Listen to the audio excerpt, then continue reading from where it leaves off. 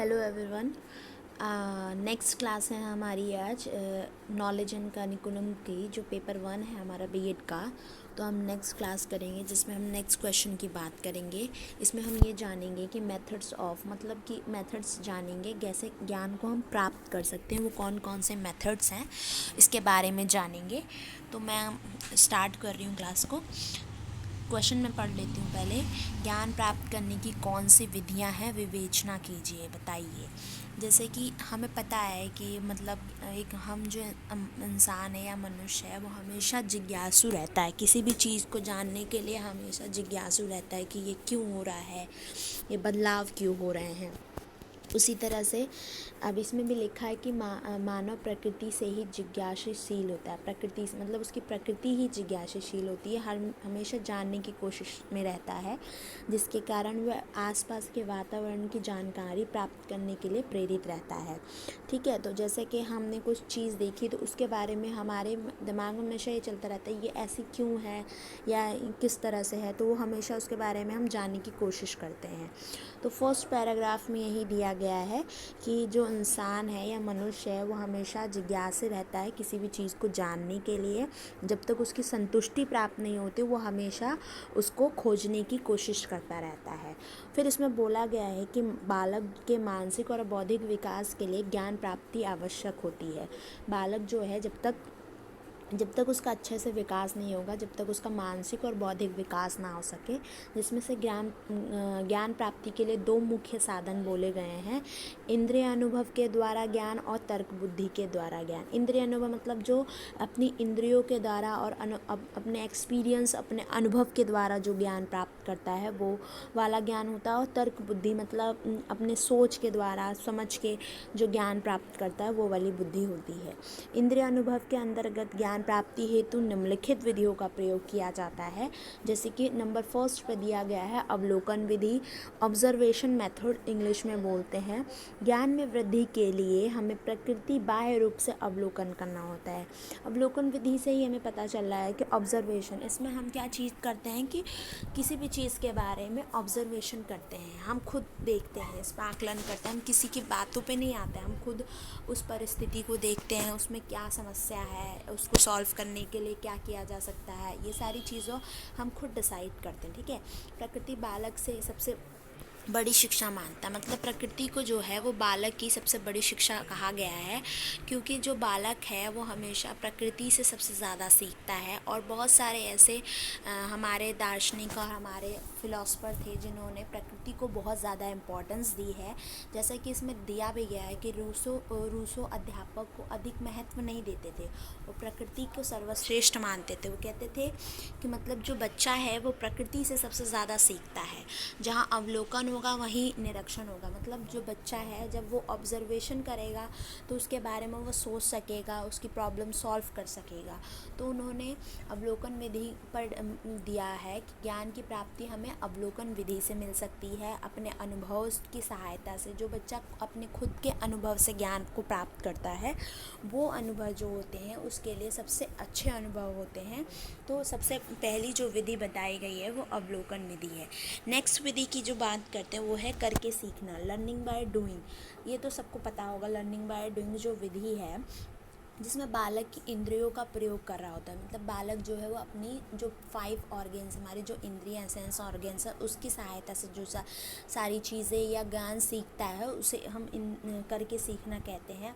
जैसे कि कार्य करने के लिए उसे, जैसे कि अगर किसी बालक को एक मिट्टी से घड़े बनाने के लिए बोला जाता है तो वो मिट्टी से घड़ा जब बनाएगा तो वो अपने दिमाग का और अपने हाथों का, अपने मतलब सारी चीज़ों का, 5 ऑर्गन्स का देखना और सुनना, सारी चीज़ों का इन्वॉल्व करके उस मटके को बनाएगा। तो उसके जो हाथों में जो मांसपेशियाँ होंगी वो बहुत अच्छे से हो पाएंगी, और वो करके सीखेगा तो वो जल्दी सीखेगा और लंबे टाइम तक वो ज्ञान उसके हाथ मतलब साथ रहता है।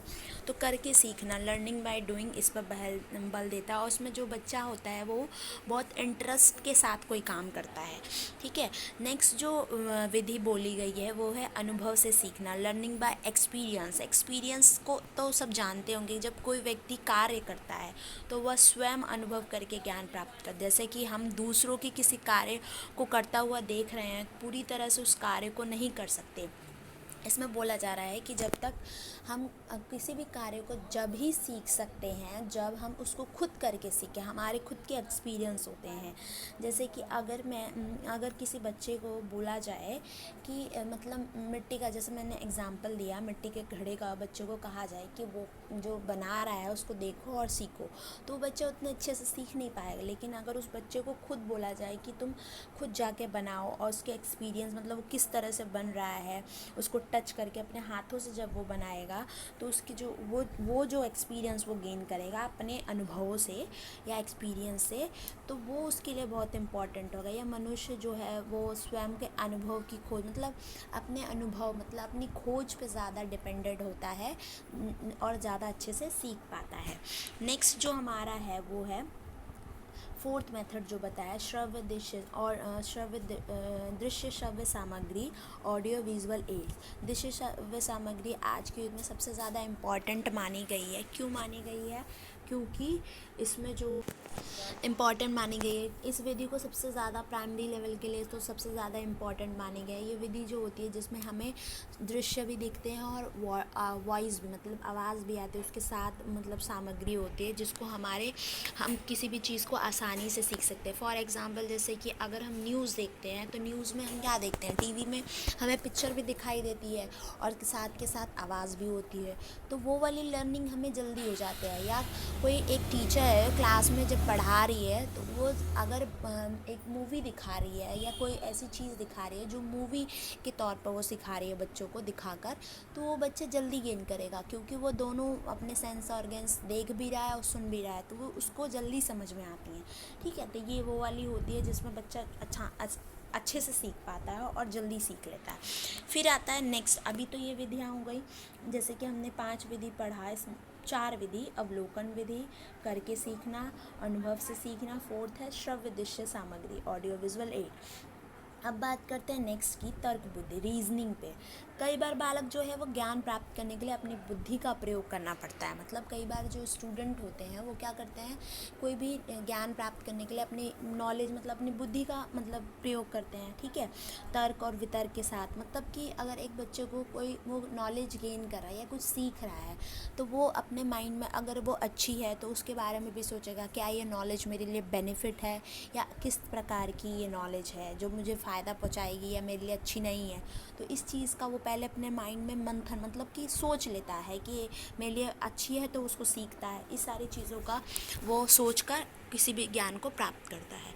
जिसमें उन्होंने इसमें बताया गया है 2 विधियों को बताया गया है, एक होती है आगमन विधि और एक होती है निगमन विधि। आगमन विधि डिडक्टिव मेथड और इंडक्टिव मेथड और डिडक्टिव मेथड बोलते हैं इसको। आगमन विधि में जो होता है, इस विधि में विशेष से समान्य के तरह, मतलब इसमें क्या होता है, स्थूल से सूक्ष्म की ओर जाया जाता है, सूत्र का पालन किया जाता है। ठीक है, आगमन विधि में क्या होता है कि इस विधि द्वारा बालकों को ध्यान से अनेक विषय के उदाहरण की ओर आकर्षित किया जाता है। आगमन फॉर एग्जांपल, जैसे कि पहले बच्चे को क्या दिया जाता है कि मेरे को बच्चे को अगर संज्ञा सिखानी है और भी कोई चीज़ सिखानी है तो मैंने उसके सामने पहले एग्जाम्पल दूंगी। जैसे मैं पूछूंगी क्लास में, अगर बच्चा बैठा है तो ये ब्लैक बोर्ड है, ये क्या है, दरवाज़ा है, तो बच्चा जवाब देगा। उसके बाद मैं जब उदाहरणों की सहायता से उसके मतलब संज्ञा के नियमों को बताती हूँ कि मतलब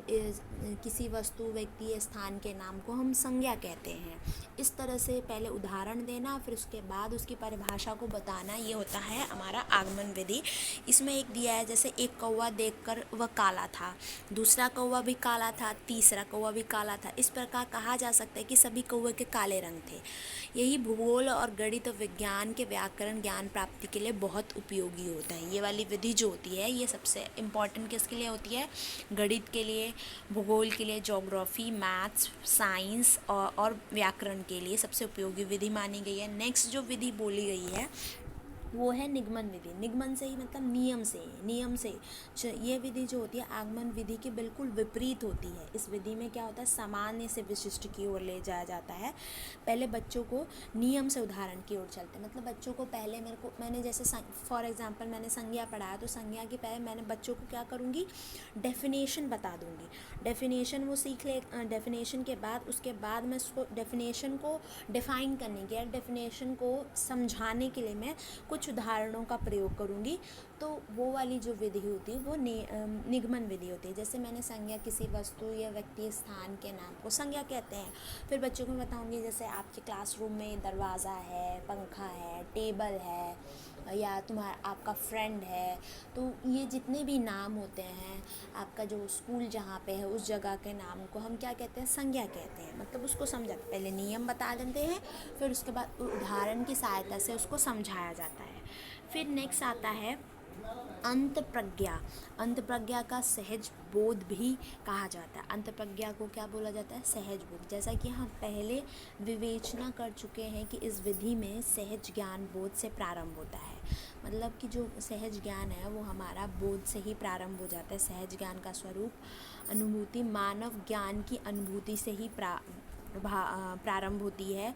जैसे विश्लेषण, सामान्यीकरण, विभेदीकरण, ये प्रक्रिया बदल जाती है। इस प्रणाली के समर्थन में हाँ, तो इस विधि में जो होता है कि जैसे कि हमने इससे पहले वाली क्लास में पता किया था कि जैसे कुछ लोग कहते हैं ना कि तुम्हारे 6 ऑर्गन है क्या, तो वो ही उस ऑर्गन्स की बात की जा रही है जिसमें कि जैसे कि हम कोई काम करते हैं और उसमें कुछ आगे की जो चीज़ हमें पहले से पता लग जाती है कि मेरा मतलब कि कोई इंसान है उसको पहले ही आभास हो जाता है कि मेरा रिज़ल्ट कैसा आने वाला है या मेरा साथ आगे क्या होने वाला है। तो ये वाली इसमें चीज़ होती है कि मतलब हम पहले से ही पता हमें अनुभूति हो जाती है, हमें विश्वास हो जाता है उसके बारे में कि हमारे साथ इस तरह की कुछ बात होने वाली है। तो इसमें इस विधि के बारे इसमें ये बात की गई है। नेक्स्ट जो बोला गया है वो आपत्य वचन मतलब आधिकारी विधि। इसमें क्या होता है, आपत्य वचन वो ज्ञान होता है जिसमें काव्यों की प्राप्ति के लिए हमें विशेषज्ञों और अधिकारियों पर निर्भर करना पड़ता। मतलब हम जो काव्यों पे और विशेषज्ञों मतलब हमारे जो दार्शनिक उन पे आधारित होता है, जो वो बताते हैं उसको हम ज्ञान को प्राप्त करते हैं। हमारे ज्ञान में एक बहुत बड़ा भाग विशेषज्ञों की अभिव्यक्ति होता है जो जिनकी हेल्प से हम सीखते हैं।